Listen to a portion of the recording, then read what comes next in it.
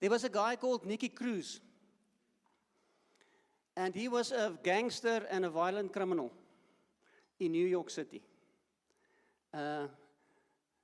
And yeah, a very, very bad guy, criminal, and murdered people.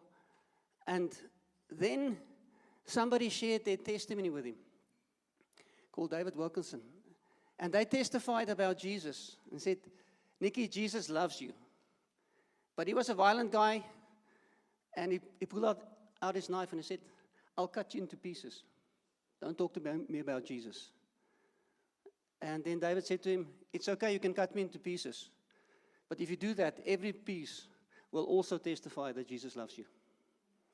And that really shook him, but he went on being a gang leader. And then after a while, he started to hear testimonies upon testimonies of people that was like him, but their lives was changed by Jesus, and they had hope. And hearing all of these testimonies and seeing their lives change made him also give his life to Christ. And Nicky went on to become he changed from being a violent criminal gang leader to a major evangelist, and at many organizations. There's a book, there's a movie. You can go and watch it on YouTube. It's open. The Cross and the Switchblade, an old movie from the 1970s. But his story. How did it happen? How did it happen that a violent criminal gangster went from that to becoming an evangelist? What was so powerful? Testimony. The testimony, well done, David.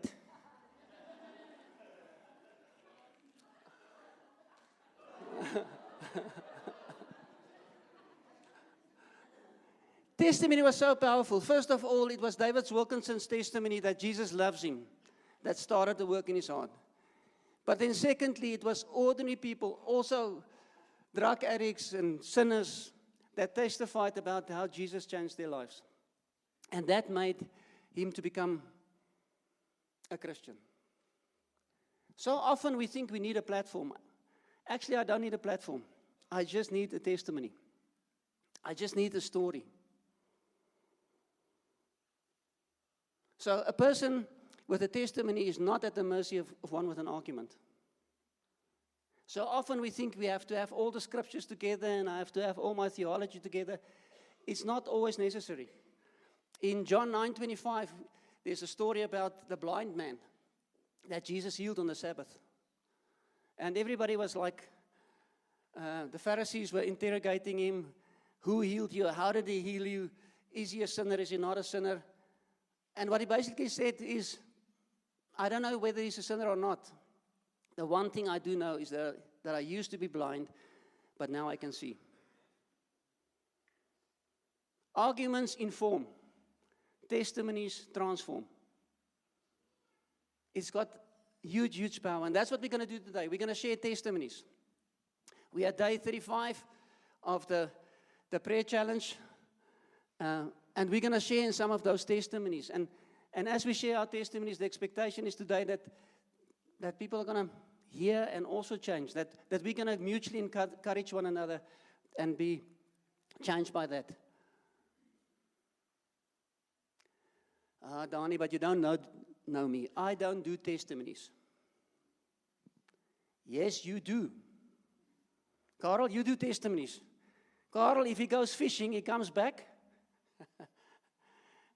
and he gives testimony. So many, so big. We all do that. If you go on a holiday, you come back and you just report this is what we've done and it was so amazing. It's a testimony.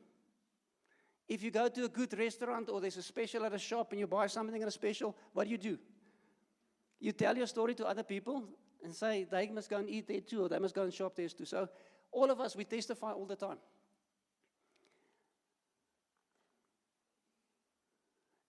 And the ability to testify, or the need to testify in a Christian context, that's one of our, it's such a privilege. It's one of our main privileges, obligations, things we have to do is to testify. Waar was die lawyer? In court. You've all seen the movies, there's a witness. Witnesses in court, and what must they do? They must testify. They must tell what happened. What did they see and what happened? And we as Christians, we're also witnesses. We must also tell. So Acts 1 verse 8. But you will receive power when the Holy Spirit has come upon you, and you will be my witnesses in Jerusalem, in Judea, Samaria, and to the end of the earth. You will be my witnesses. So why did we receive the power of the Holy Spirit? To be fancier than the church down the road. To be a little bit more charismaniacs. Why did we receive the power of the Holy Spirit? To be witnesses. That's why I received the power. You received the power to tell about the story, what happened to you. You've got the power to do that. Let me quickly see. Who's been baptized in the Holy Spirit? Okay, keep your hand up. And then if you're sitting next to a person with their hand up, turn to them and tell them that you've got the power to bring a testimony. Dis mos wat ons nou gelees het.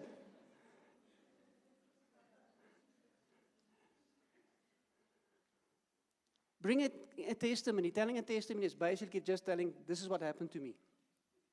This is the way I used to be. This is what Jesus did in my life. This is the way I am. And we can do it. So, I'm not going to be long, but I'm going to give you a bunch of scriptures. So, Acts 4:33. And with great power, the apostles were giving their testimony to the resurrection of the Lord Jesus, and grace was upon them all. With great power, they testified. They gave their testimony. And then Acts 4 verse 20. For we cannot stop talking about what we have seen and heard. So they tried to quiet them down and say, okay, be rustig. But they said, no, we're not going to shut up. We can't be rustig about this. We need to testify about what we've seen and heard. Acts 22 verse 15. For you will be witnesses for him and for everyone of you that have seen. Okay, let me try again. For you will be a witness for him to everyone of what you have seen and heard. So that's a testimony. Just basically telling the story. And then David had also this thing. This is what we're going to do today. When we're in pre-service prayer, we said we're going to glorify the Lord today. That's what happened, and we're going to glorify him by giving our testimonies. Psalm 107, verse 1 and 2. Give thanks to the Lord, for he is good. His love endures forever. Let the redeemed of the Lord tell their story. Those who redeemed from the hand of the foe. Let them tell their story. Psalm 66, verse 5. Come and see what God has done. He is awesome in his deeds towards the children of man.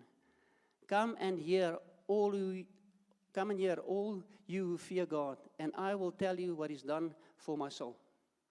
So this invitation this morning is, as we get together, we're going to tell our stories.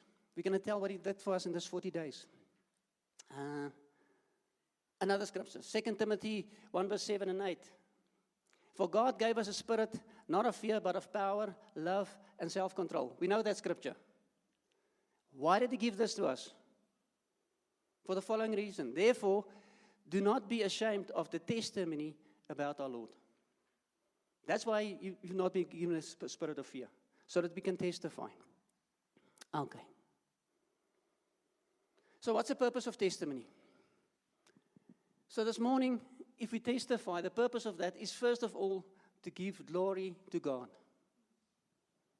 If I tell my story, what happened to me, the idea is that also in pre-service prayer, I think Anne-Marie at this picture of just people pointing at Jesus. If I tell my story, if I tell my testimony, it's pointing to Jesus. It's to give him the glory this morning. So what happens every time if I withhold my testimony? If I don't tell that, I rob God of his glory. That's what I'm actually doing. If I bring my testimony, people say, wow, isn't God amazing? God gets glorified. If I think, no, I'm not going to do that, it's not that a big a deal, People don't know about it and God doesn't get glorified. And then often we have this, I don't know, false humility. Oh, I don't want it to be all about me. It's all about God. You know, I don't. That's a false humility because it's all about me again. I'm so concerned. What is people going to think about me? I don't want people to think too much about me. But it's always about me. That's a false humility. And if I suffer from false humility and I don't want to testify, then I rob God from His glory. So, purpose of that is give God glory. The second thing what happens is we build one another up. First we glorify God, but then we build one another up. It brings hope. If somebody testifies here today, something personal, you can go and read on the internet, and you can see lots of amazing testimonies. That's good, do that. But it's always people far off. It's like a second-hand sort of testimony. But if you hear something this morning from somebody you know, it builds hope and says, if God can do this for Gotti, then maybe He can do it for me. It brings it into that thing, it builds hope. And your testimony this morning might be proof to somebody else that God is still working.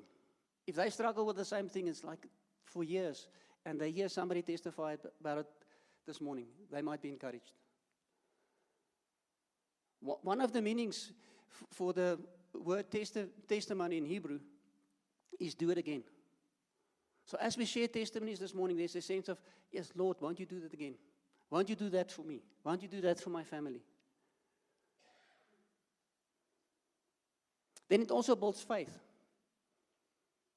We started off this year, we had quite a couple of Sundays we spoke about faith, and I know it's an ongoing process. But it builds incredible faith if you hear a testimony what God has done. If you think about David, how did he take on Goliath? What gave him courage to do that? Testimony. He had the testimony of the lion and the bear. That's why he's going to take on Goliath. And as we share testimonies this morning, and you hear about the lion and the bear, may that give all of us faith to take on a Goliath in our lives. It builds faith in us.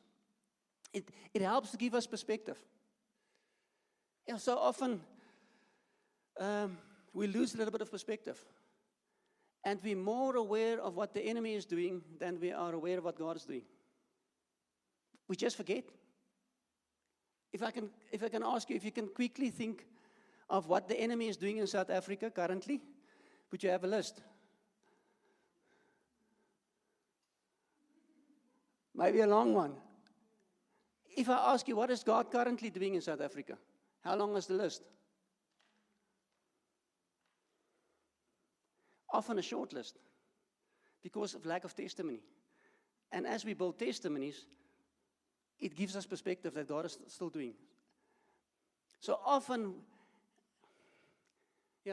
we're more aware of what the enemy is doing than what God is doing. And that gets corrected when we give testimony. The disciples had the same issue. In Mark 8, we shared about the story many times before. Just after they saw the multiplication of food, they crossed the sea.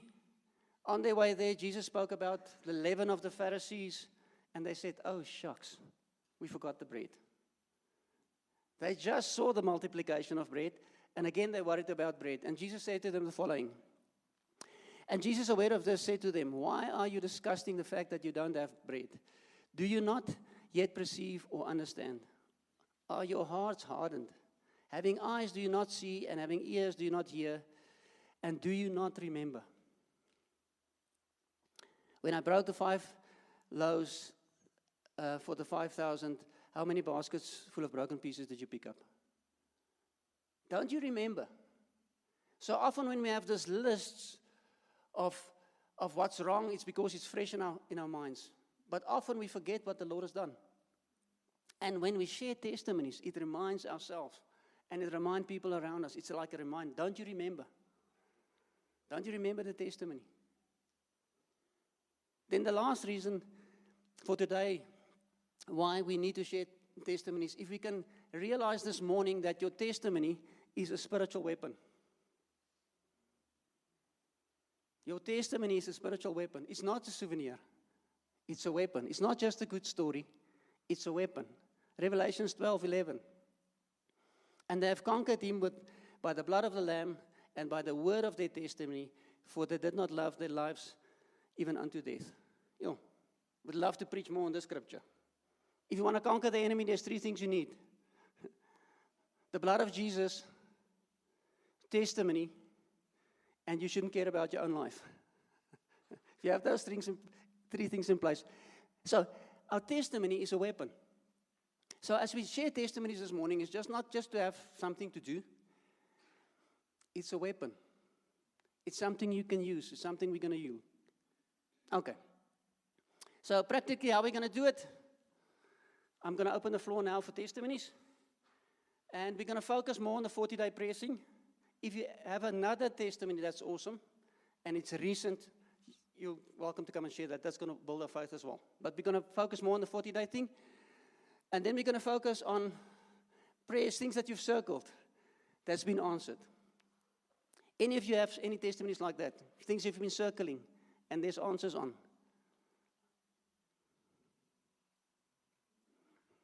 Okay, we're going to get going just